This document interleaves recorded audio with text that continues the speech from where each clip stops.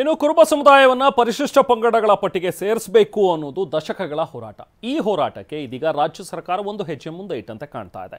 ಕುರುಬ ಸಮುದಾಯಕ್ಕೆ ಎಸ್ಟಿ ಪಟ್ಟಿಗೆ ಸೇರಿಸೋದಕ್ಕೆ ಸಭೆ ಕೂಡ ಕರೆಯಲಾಗಿದೆ.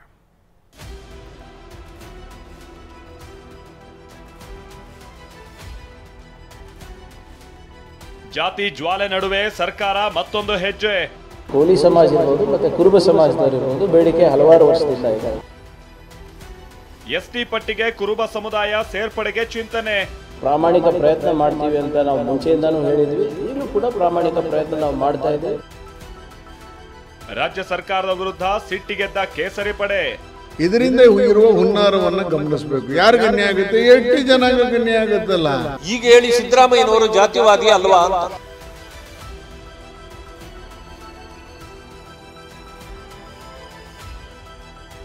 ಜಾತಿ ಜ್ವಾಲೆ ಧಗಧಗಿಸ್ತಾ ಇದೆ. ಒಳ ಮೀಸಲಾತಿ ಜಾರಿಯಿಂದ ಸರ್ಕಾರದ ವಿರುದ್ಧ ಕೆಲ ಸಮುದಾಯಗಳು ರೊಚ್ಚಿಗೆದ್ದಿದ್ವು, ಆಕ್ರೋಶ ಹೊರ ಹಾಕಿದ್ರು. ದೊಡ್ಡ ಮಟ್ಟದಲ್ಲೇ ಪ್ರತಿಭಟನೆಗಳು ಆಗಿದ್ವು. ಮತ್ತೊಂದ್ ಕಡೆ ಹೊಸ ಜಾತಿ ಸಮೀಕ್ಷೆಗೂ ಇದೀಗ ಸರ್ಕಾರ ಮುಂದಾಗಿದೆ. ಇದೇ ಹೊತ್ನಲ್ಲೇ ಕುರುಬ ಸಮುದಾಯದ ದಶಕಗಳ ಹೋರಾಟವನ್ನ ಈಡೇರಿಸೋದಕ್ಕೆ ಸರ್ಕಾರ ಹೊಸ ಹೆಜ್ಜೆಯೇ ಇಟ್ಟಂತಿದೆ. ಅದಕ್ಕೆ ಕಾರಣ ಆಗ್ತಿರೋದೇ ಎಸ್ಟಿ ಪಟ್ಟಿಗೆ ಕುರುಬ ಸಮುದಾಯ ಸೇರ್ಪಡೆ ಮಾಡೋಕೆ ಸರ್ಕಾರ ಚಿಂತನೆ ನಡೆಸಿರೋದು.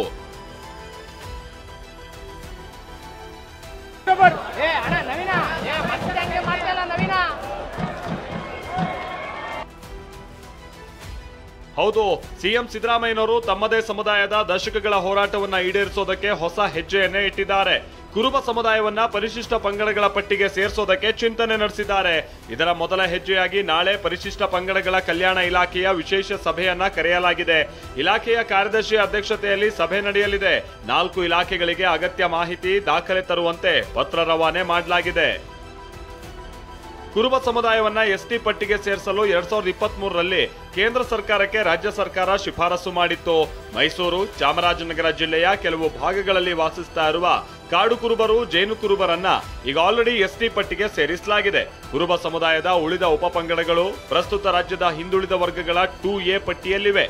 ಹೀಗಾಗಿ ಸಂಪೂರ್ಣ ಕುರುಬ ಸಮುದಾಯವನ್ನ ಪರಿಶಿಷ್ಟ ಪಂಗಡದ ಪಟ್ಟಿಗೆ ಸೇರಿಸಬೇಕು ಅನ್ನೋದು ಸದ್ಯದ ಹೋರಾಟ ಆಗಿದೆ. ಕೋಲಿ ಸಮಾಜ ಇರ್ಬೋದು ಮತ್ತು ಕುರುಬ ಸಮಾಜದವರು ಇರ್ಬೋದು, ಬೇಡಿಕೆ ಹಲವಾರು ವರ್ಷದಿಂದ ಇದೆ. ನಮ್ಮ ಹಿಂದಿನ ಸರ್ಕಾರದಲ್ಲೂ ಕೂಡ ಇದನ್ನು ನಾವು ಕೇಂದ್ರ ಸರ್ಕಾರಕ್ಕೆ ಕಳಿಸಿದಾಗ ಸಾಕಷ್ಟು ಬಾರಿ ಹಿಂತಿರುಗಿಸಿ ಕೆಲವು ಕ್ಲಾರಿಫಿಕೇಷನ್ಸ್ ಕೇಳಿದರು. ಕ್ಲಾರಿಫಿಕೇಷನ್ಸ್ ಕೂಡ ಕೊಟ್ಟಾಗ ಕೂಡ ಇನ್ನೂ ಮಾಡಿಲ್ಲ. ಆಂಥ್ರಪಾಲಜಿ ರಿಪೋರ್ಟ್ಗಳನ್ನು ಅನುಸರಿಸಿ ಮಾಡಬೇಕು ಅಂದ್ಬಿಟ್ಟು.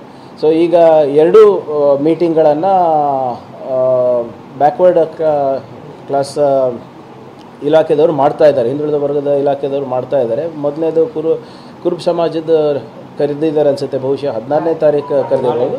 ಕೋಲಿ ಸಮಾಜದವ್ರದ್ದು ನಾಳೆ ಕರೀತಾ ಇದ್ದಾರೆ. 2 ಸಪ್ರೇಟಾಗಿ ಕರೆದು ಮಾಡ್ತಾ ಇದ್ದಾರೆ. ಇನ್ನು ಇದೇ ವಿಚಾರದಲ್ಲಿ ರಾಜಕೀಯ ಜಟಾಪಟಿಯೂ ನಡೀತಾ ಇದೆ. ಬಿಜೆಪಿ ಟೀಕೆಗೆ ಕಾಂಗ್ರೆಸ್ ನಾಯಕರು ತಿರುಗೇಟು ಕೊಟ್ಟಿದ್ದು ಹೀಗೆ. BJP ಲೀಡರ್ಗಳು ಬಂದು ಇಲ್ಲಿ ಏನೇನು ಹೇಳಿದ್ರು, ಇಲ್ಲಿನ ಉಸ್ತುವಾರಿಗಳು ಏನೇನು ಹೇಳಿದ್ರು, ರಕ್ತದಲ್ಲಿ ಬರ್ಕೊಡ್ತೀನಿ, ಅದು ಮಾಡ್ಕೊಡ್ತೀನಿ, ಇದು ಮಾಡ್ಕೊಡ್ತೀನಿ ಅಂತ ಹೇಳ್ಬಿಟ್ಟು ಜನರಿಗೆ ನೀರು ಕುಡಿಸ್ಬಿಟ್ಟು ಹೋದವರು ಇನ್ನೂ ಕೂಡ ಇಲ್ಲಿ ಅದ್ರ ಬಗ್ಗೆ ಚಕಾರ ಎತ್ತಾ ಇಲ್ಲ. ನಾವು ಒಂದು ಪ್ರಾಮಾಣಿಕ ಪ್ರಯತ್ನ ಮಾಡ್ತೀವಿ ಅಂತ ನಾವು ಮುಂಚೆಯಿಂದಾನು ಹೇಳಿದ್ವಿ, ಈಗಲೂ ಕೂಡ ಪ್ರಾಮಾಣಿಕ ಪ್ರಯತ್ನ ನಾವು ಮಾಡ್ತಾ ಇದ್ವಿ. ಸಮಾಜದವರಿಗೆ ಎಲ್ಲರಿಗೂ ಗೊತ್ತಿದೆ ಮತ್ತು ಅವರಿಗೆ ಬುದ್ಧಿ ಇಟ್ಕೊಂಡು ಪಾರದರ್ಶಕವಾಗಿ ಏನೇನು ಅಧ್ಯಯನದಲ್ಲಿ ಹೊರಗೆ ಬರ್ತಾ ಇದೆ, ಏನೇನು ಕ್ಲಾರಿಫಿಕೇಷನ್ಸ್ ಬೇಕಾಗಿದೆ, ಎದುರ ಬಿದ್ರ ಕೂಡಿಸ್ಕೊಂಡೇ ಮಾಡ್ತಾ ಇರೋದು. ಎಲ್ಲವೂ ಸುಮ್ಮನೆ ಗಾಳಿ ಸುದ್ದಿಗಳು.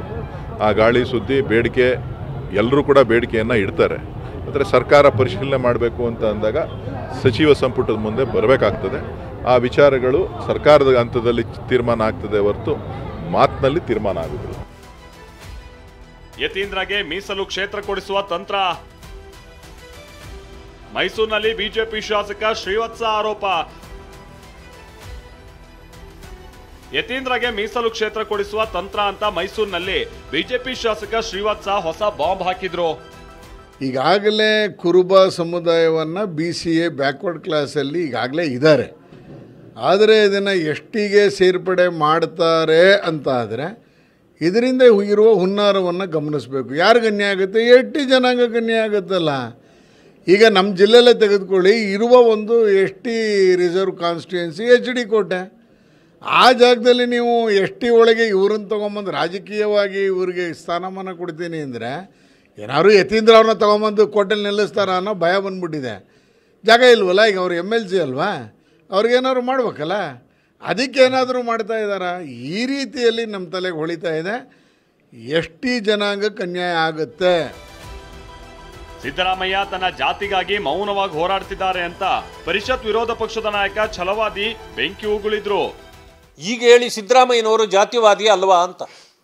ನಾನು ಜಾತ್ಯತೀತ ಅಂತ ಹೇಳ್ತಕ್ಕಂಥ ಸಿದ್ದರಾಮಯ್ಯನವರು ತನ್ನ ಜಾತಿಗಾಗಿಯೇ ಹೋರಾಟ ಮಾಡ್ತಿದ್ದಾರೆ ಮೌನವಾಗಿ, ಯಾರ್ಯಾರನ್ನ ಎಲ್ಲಿ ಸೇರಿಸಬೇಕು ಅಂತ.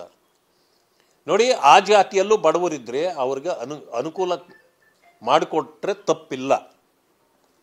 ಆದರೆ ಇವರು ಮಾಡ್ತಿರ್ತಕ್ಕಂಥ ಕೆಲಸ ಏನಂತಂದರೆ, ಯಾವ ಪರಿಶಿಷ್ಟ ವರ್ಗಗಳಿಗೆ BJP ಸರ್ಕಾರ 7% ರಿಸರ್ವೇಷನ್ ಕೊಟ್ಟಿದೆಯೋ ಅದಕ್ಕೆ ನೀವು ಸೇರಿಸ್ತಕ್ಕಂಥ ಜಾತಿಗಳಿಗೆ ಅನುಗುಣವಾಗಿ ಅವರು ಈಗಾಗಲೇ ಯಾವ ಪ್ರವರ್ಗದಲ್ಲಿ ಮೀಸಲಾತಿಯನ್ನು ಪಡೀತಿದ್ದಾರೋ ಆ ಮೀಸಲಾತಿಯನ್ನು ಕೂಡ ಪರಿಶಿಷ್ಟ ಜಾತಿಗೆ ತಂದು ಸೇರಿಸಬೇಕು.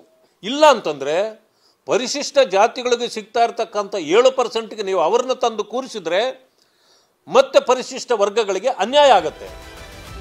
ಕುರುಬ ಸಮುದಾಯವನ್ನ ಹಿಂದುಳಿದ ವರ್ಗಗಳ ಮೀಸಲಾತಿ ಪಟ್ಟಿಯಿಂದ ಕೈಬಿಟ್ಟು ST ವರ್ಗಕ್ಕೆ ಸೇರಿಸಿದ್ರೆ ಸಾಕಷ್ಟು ವಿರೋಧವೂ ವ್ಯಕ್ತವಾಗುವ ಸಾಧ್ಯತೆ ಇದೆ. ST ವರ್ಗದಲ್ಲಿರುವ ಮೀಸಲಾತಿಯಲ್ಲಿ ಕುರುಬರ ಸೇರ್ಪಡೆಯಿಂದ ಉಳಿದ ST ಜಾತಿಗಳಿಗೆ ಅನ್ಯಾಯ ಆಗುತ್ತೆ ಅನ್ನೋ ಆತಂಕವೂ ಇದೆ. ಪ್ರಸನ್ನ ಗಾಂವ್ಕರ್, TV9 ಬೆಂಗಳೂರು.